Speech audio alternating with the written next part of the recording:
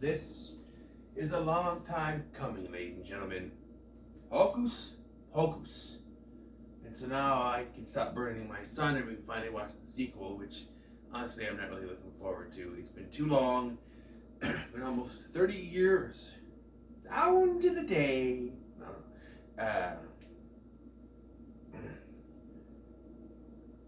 And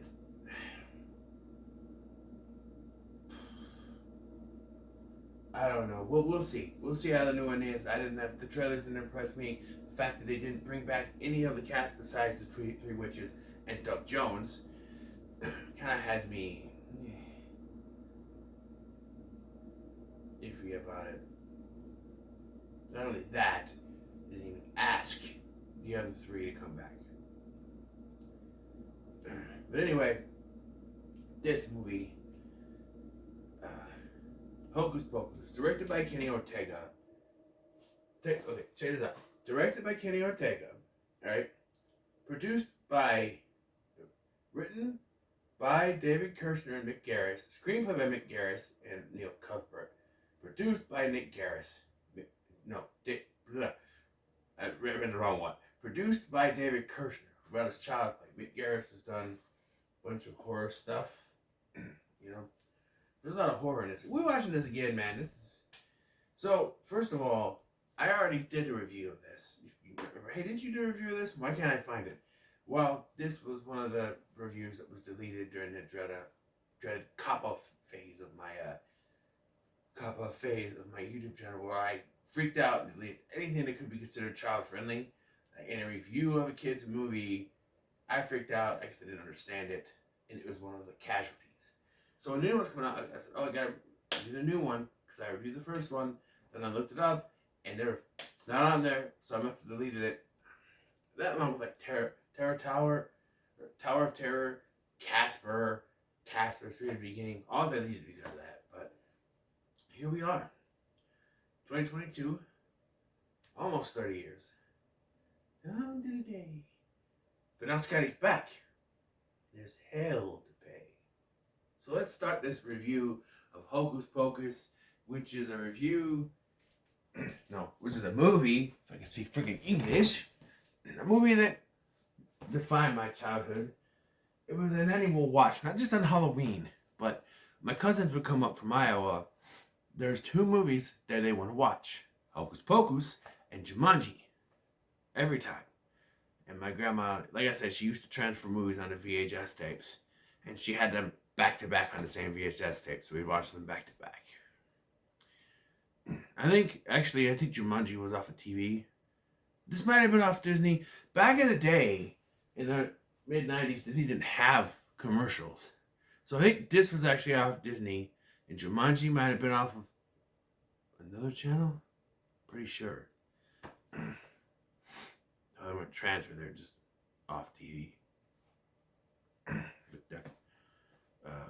No. So Hocus Pocus tells the story of Max Dennison, who has moved to Salem, Massachusetts, where he learns the legend of the Sanderson sisters. Back in the 1600s, they ravaged the town of Salem, and they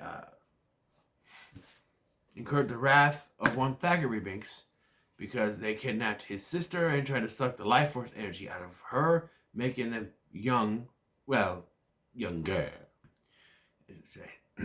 And they were hung. I don't care if it's not right. It sounds weird when they say they were hanged. It sounds wrong. And so I won't say it that way. They were hung. Because think about it. 'Twas the night before Christmas, right? You don't say the stockings were hanged by the chimney with care. No, hung. They were hung. But before that, they put out a curse. Basically, it's not spelled out in the curse, but later we find out that if a virgin, it's a Disney movie, they mentioned virgin. And at this point in time, I thought a virgin meant you were from Virginia, which is weird because Max and Danny come from California, so I don't know why I thought that you had to be from Virginia and a virgin. I didn't know. I was a stupid ass kid. I was 6 years old when this came out. Okay, shut up. My mom had to explain it to me. She's like, no. A virgin means, yeah. But a virgin has to light the black flame candle. I'm interested to figure out how they're able to do that in the sequel, seeing as there was only one. We'll see. But, and of course, Max lights it because he's a virgin. And it unleashes the Tennyson sisters on Salem in modern day 1993 on Halloween. So, yes. So as mentioned, this was a annual, viewing for me. Not only on Halloween, but when my cousins would come, they want to watch it. Yeah, I really love this movie. But some of this, I'm really worried. This movie is dark. The point I showed my son this when he was like 6 or 7 years old, and my mom freaked out because it's the scene where Billy undoes his mouth and he goes, "Wench, shut up, fly from hell." And she's like, "Oh, how about you turn to something else?" What? You kidding me? That's what I don't get about parents these days. And my mom doesn't ever talk about this because we watch this stuff. I grew up with certain stuff, and parents nowadays are like, "Oh no, that's not good for you to watch." I watched it and I'm fine. So I'm perfectly fine. Parents nowadays are too, I won't say safe, but they're too protective of their children to think, "Oh, poor children, they can't possibly handle things." The way you raise them, you probably show them something like this, they would freak out because you coddle them so much. Kids will handle more. I guess it depends on what kind of family raised them, but I've shown my kids some horror movies, and he's not even affected by any of it, man. We watched Poltergeist, and we watched Scream, and we watched, and he enjoys the horror stuff, which that's my boy, but like people, I don't know, but I showed him this again when he's older. What the hell is this? It's like something on the Michael Master piece of food or something. Michael's gonna be mad about that. Michael's mad. I showed him this when he was older, like 10, and now he likes it. He likes this movie, and he really wants to see the second one.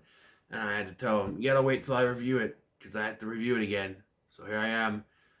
So right away, we start off with Thackeray Binks, played in human form by Sean, the guy from NCIS. Sean Morris, man.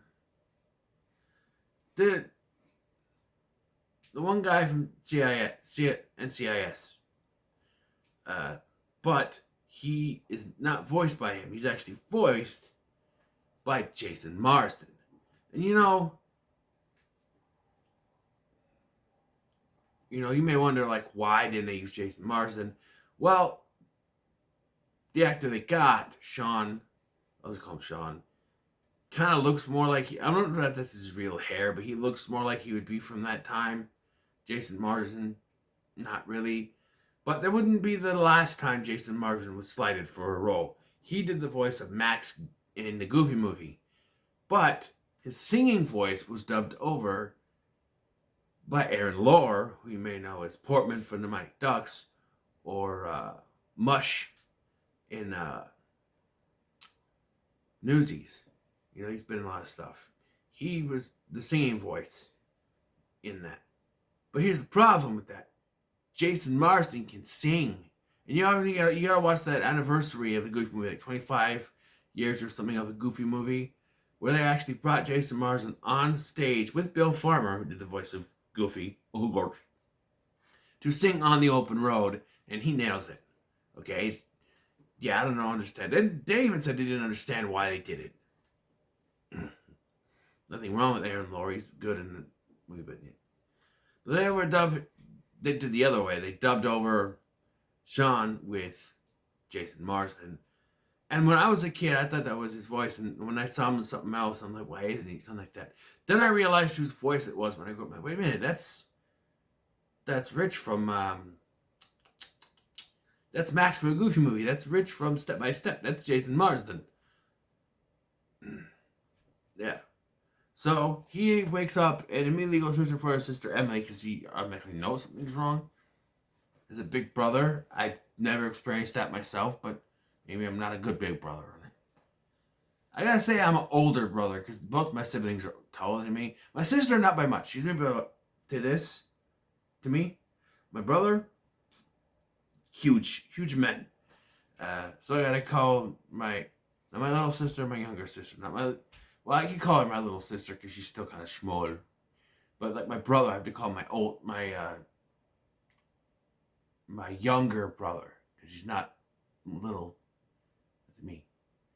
But yeah, so he goes looking for her. There's this other guy who's really just a cameo, named Will or something. He's there, and then he's later at the burning, and he runs off, find her to the Sanderson house where we get makeup that honestly has not aged very well, and it's old age makeup. It looks like makeup that look really weird,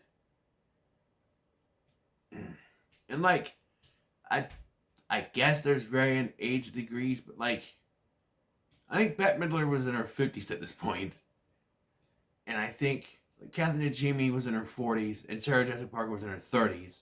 So like, they weren't that old, but they were various like big age gaps, 10 years at least between each. 10 between Kathy Najimy and Bette Midler, and then 10 between Sarah Jessica Parker and Kathy Najimy. I'm assuming. I think I looked it up. I don't know, but because I think Bette Midler's in her 70s, Kathy Najimy's in her 60s now, and Sarah Jessica Parker's like in her early 50s. So yeah, we see them, and they're like, we sucked the life force out of Children of Salem, and they got Emily, Thackeray's sister, and they do the spell. Dead man's toe. And then but Thackeray doesn't do anything to stop them. Or no, he does it. I just watched the damn thing. He jumps down before they can took her life force. Yeah, because they knock him down, and then they suck the life force, and they turn him into a cat. Turn him into a cat, and he's cursed for all eternity to live as a cat, or as long as the curse goes, which is confusing. Like we gotta. Again, the sequel is kind of confusing. There's a cat in the trailer, but is it Binks? Because I'm not entirely sure. But yeah. And then there's something that's confusing. So they go to hang them, and they sing the song. You don't listen to them, witches sing song controls you, whatever. And so they hang the witches after they do the curse. Thackeray comes walking around. They're like, "Away, beast!" And I'm like, why doesn't he talk to them? But then there's something else later that we'll get to that I'll kind of explain this. Because he doesn't talk to his dad, his father here. I do like the line where like, what hast thou done with my son Thackeray?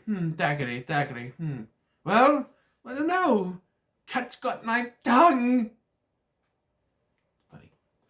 We cut to 1993. This is the story being told by the Penguin herself, Kathleen Freeman, who plays a teacher in this one scene. And we're introduced to two characters here. Well, three, sort of. Max, Allison, his love interest, and this dude we only see for this scene, who I thought when I first saw this for the first time, English guy, that he was going to be like a rival to him, like he's going to date her or something. But no, there's like this one scene, like this whole thing is, Halloween is made by the candy company, and they're like, it's actually All Hallows Eve and blah blah blah, that stuff you hear all the time. And then he gives Allison his number, and this guy walks up and goes, "No chance, Dennison." Oh, is this his rival? We never see him again. We never see him again. And then they do this thing that it took me a while and Repeat Youngster to realize that she just gave him back his number. But yeah. Then he goes home. We introduce to Danny, who at the beginning of this movie is a total fucking brat.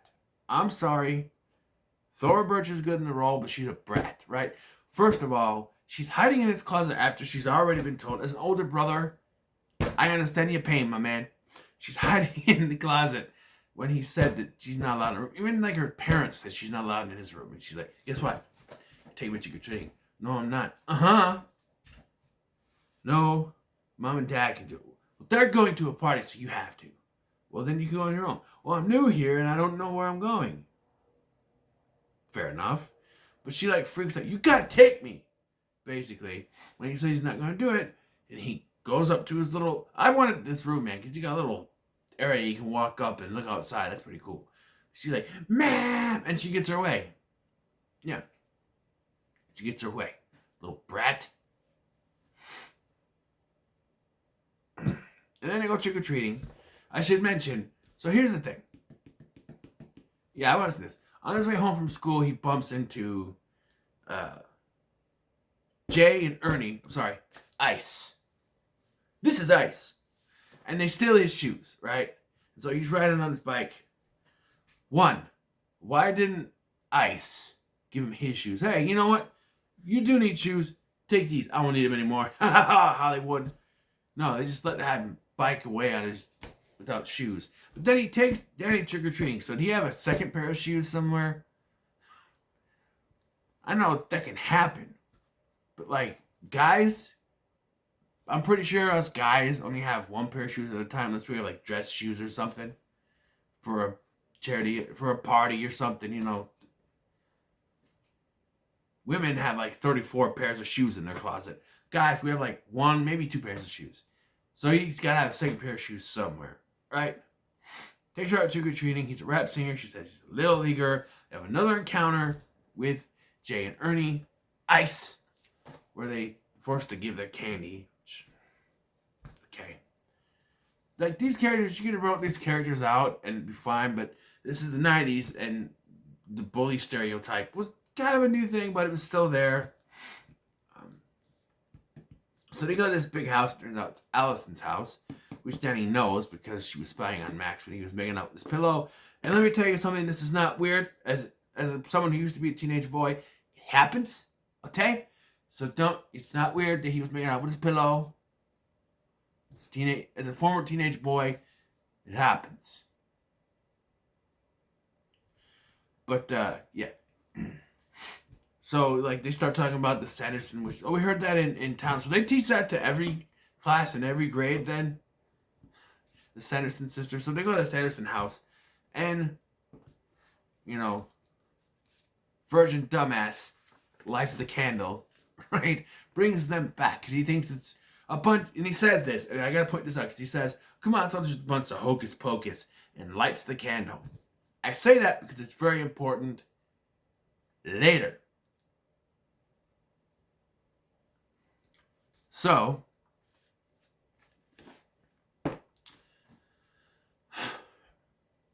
the witches are free, and again, I gotta point this out. They don't know what a road is, like a paved tar road, like it's a black river or something, and oh, it's a road, and yet later, I'm pointing this out now, when Max is driving, she's like, where's your driver's permit? You didn't know what a road was. What a paved road was, but you're gonna pull out the driver's permit. And there's several other jokes about the movie where they could possibly know. They gotta make pop culture references even though they weren't alive then.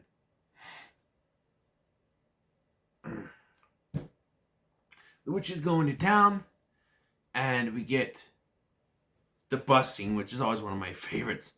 This guy is just so... Okay. This bus driver is so horny. He'll take anything. He's like, bubble, bubble, which I always thought was boppo, boppo. But I had the subtitles on, bubble, bubble, I'm in trouble. Yo. And they get on.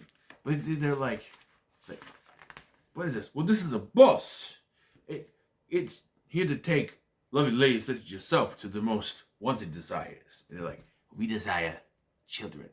Well, and this is why it's a PG movie. And he's like, well, may take me a couple tries, but I think I can help. I'm like, so these three strange women have just said they want children. And this guy must be super horny to want to three women he doesn't even know and impregnate them. Thinking that's what he's thinking. It's not what they want, but you know. And so because Mary can smell children, they stop at this cul-de-sac or this area where people are trick-or-treating, but they're all just like monsters. So they couldn't tell.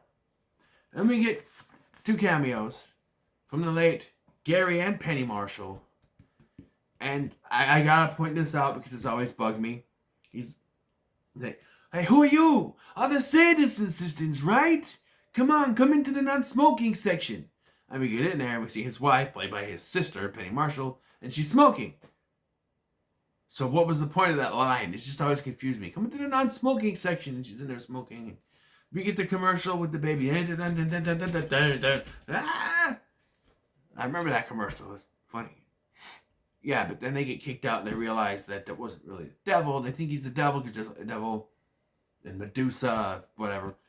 And they go out, their brooms have been stolen, which goes into a joke later.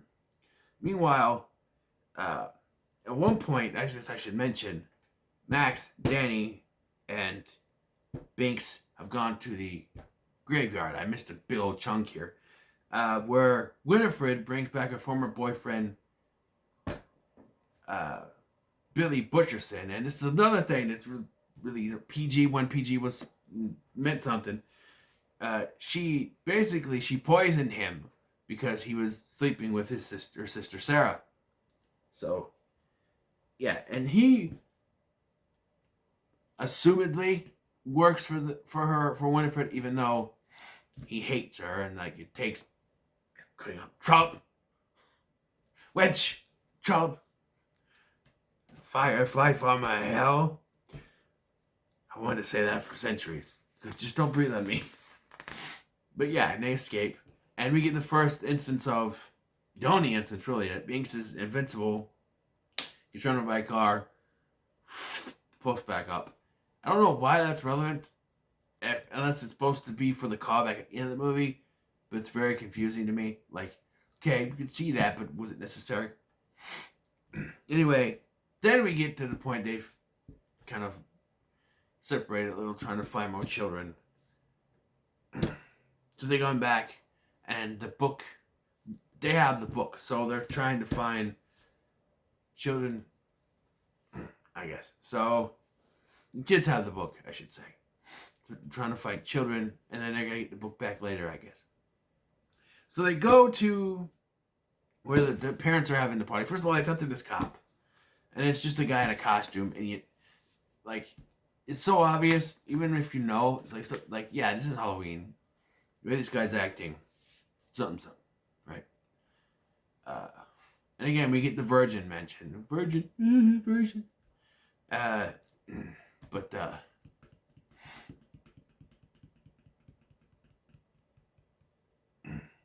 so then they go to find the parents at the party, right? And the dad is Dad-Ula, and the mom is Madonna. Again, when PG meant something, because she even got the cones. Right? Then the Sanderson sisters somehow know they're there. I guess Mary can smell them out. But they get there and they sing, I gotta put a spit on you. And now we go, this is the callback, okay? So Danny is holding Binks. She goes, this is Binks. He can talk. He doesn't talk at all. He just kind of sits there. Which puts in a theory, only they can hear him. And the Sanderson sisters. Because Max lit the black flame candle. Danny and Allison were there when it happened. So only they can hear him. Because they're connected to the curse now. Just like the Sanderson sisters can hear him because they cursed him. So that's why I think he didn't talk to his dad at the beginning. And why he doesn't talk here. They're not going to understand him. That's my thought process. Because he doesn't talk to anyone but them.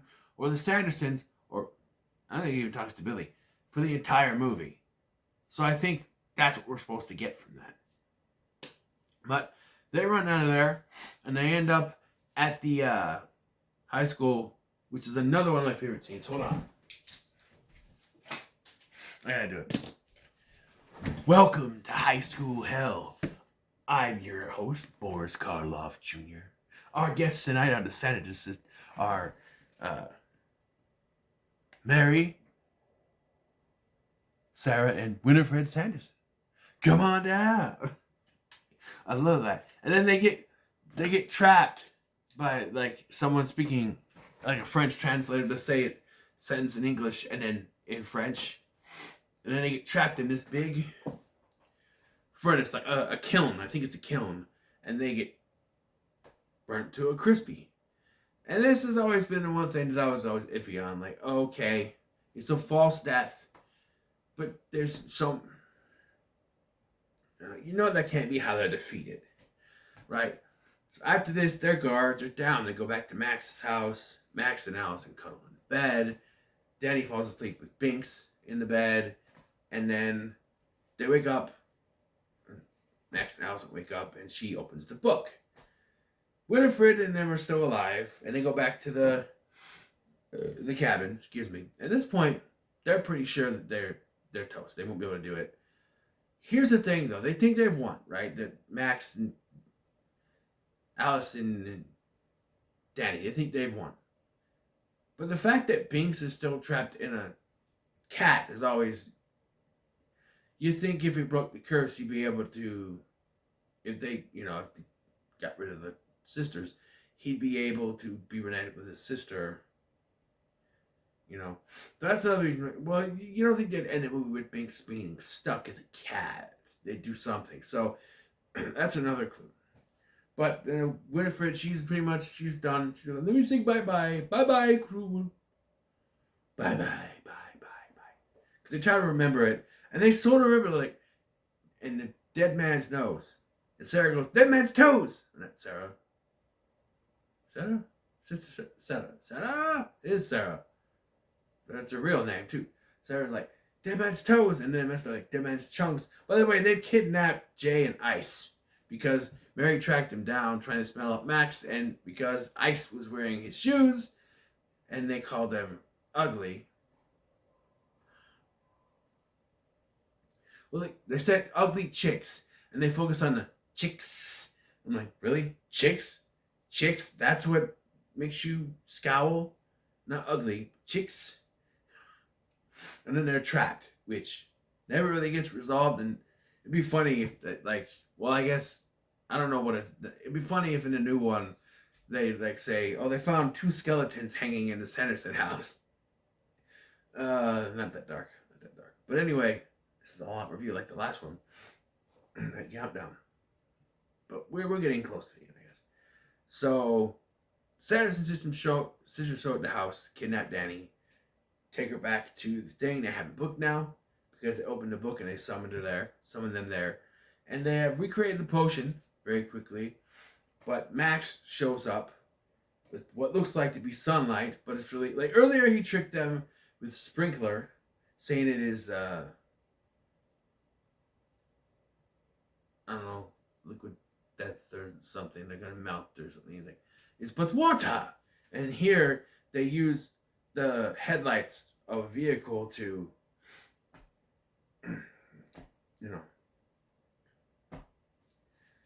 I should mention they only have till sunup, till dawn before they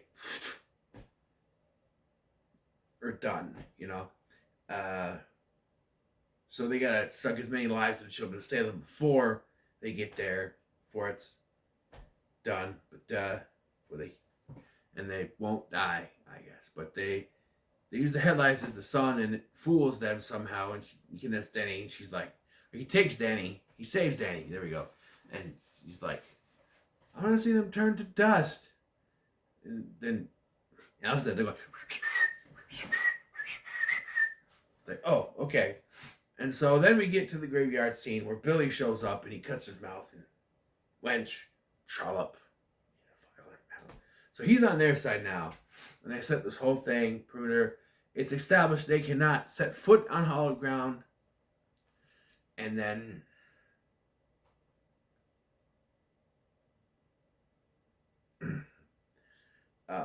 they have one little bit of the potion left, which they're going to use on Danny because Danny was the meanest to him. And I guess it's easier to go after her. But Max is able to get it, drink it himself. So they go after him. But Sarah and... Oh, by the way, I forgot the joke. When they go, we fly! On what? Because they're, you know, the brooms were taken. So there's like a terrible looking broom, a mop, and a vacuum cleaner that Mary drives a vacuum cleaner. And yes, little Scotty used to take his mom's vacuum cleaner and try to fly around the apartment. She didn't like that very much at all. But anyway, so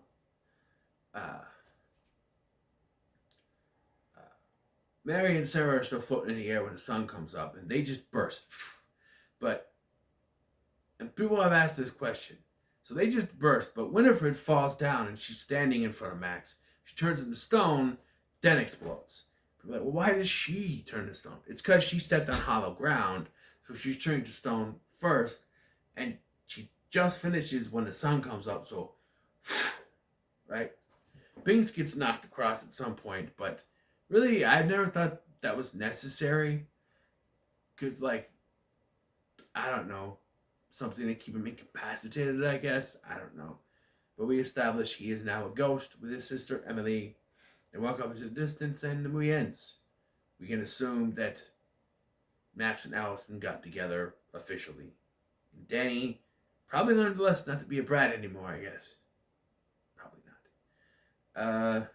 I don't expect any follow-up from these characters at all in a new one. Or even a mention of them, to be honest. I feel like they're going to just focus on the new people, I guess, which is fine, but I wish when you did sequels, you would bring back some of the characters, some of the actors, not just the Sanderson sisters. Like, I feel like, and I'll probably have to repeat myself, I feel like if they were going to do a sequel, it should have been 5 to 10 years later, in either 1998 or 2005. 2003, excuse me. Maybe even 2005, around that time. Being even, playing field. The cast in this, I think, is actually really good. Omri Katz, who plays Max, I know from Erie, Indiana, which is a show I watched when I was a kid. I know Thora Birch, she was in this, and I think she was in one other thing. She was in, no, that wasn't her in Kindergarten Cop, it was another kid. I don't know, she was in other stuff. Bette Midler, of course. Of course, you got to have Bette Midler has to sing in this. She was, I only know, on one of the movies she was in at the beaches for some reason. That's all I know. Sarah Jessica Parker, Sex and the City, of course. And then you have Kathy Najimy, who's been in a lot of things, and I can't really think of anything. I think, was she in the Scream TV series? Like just a side character, maybe? I don't know. Gary Marshall, Penny Marshall. Gary Marshall, of course, created Happy Days. And Laverne and Shirley, which Penny Marshall starred on. Charles Rocket plays the dad. You don't know, he was on Saturday Night Live and was like one of the only cast members to actually be banned from ever coming back after he left because he was just so controversial. He passed away quite a few, 2005 I think he passed away.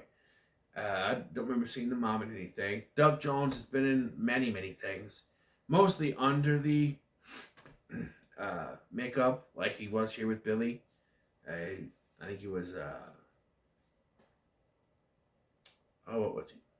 Not Slender Man. Slender Man, he was, the Vibe? No. He was some sort of creature. He's been creatures in a lot of things. Was he the Headless Horseman? I know Neil Jackson was the full version, but like I feel like he was I don't know. He's been in a lot of things, but yeah. So the cast in this is pretty good. I always like the music. Now come little children, take thee away, and then I put a spell on you. Now you're mine. Yeah, sort of thing. Oh, the guy who played Ice was on Buffy the Vampire Slayer, I guess. I just saw it in one of his credits. I don't remember him. Sure, I'll watch it sometime. But, oh, hey, yeah, that's Ice. It ain't running no more. It's Ice. This movie is so 90s, too, and it goes to show you that back then, Disney was a little more risky. Like, there's talks of smoking the let's have a butt. Oh, I don't smoke.